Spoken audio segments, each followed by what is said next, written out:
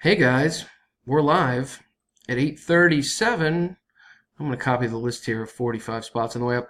We're running a mini for Stevens Trilogo Fett with the card back, which is tough to find.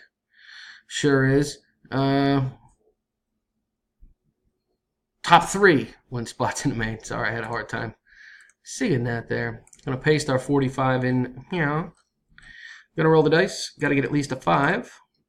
We did get a 5, so we're in good shape to begin the battle. Good luck, guys and gals. Raymond in the top spot for our first round. Spencer, round 2. Patrick takes round 3.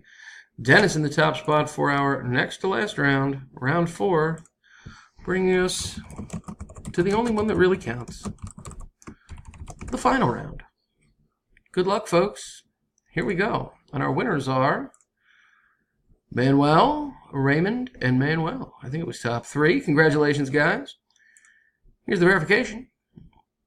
IHIHAA. Yeah. There you go. Sound like some kind of cowboy call there. I'm done at 8:39. There we go. Okay, there it is. There it is. Congrats to the winners. See you next time, guys. Thanks.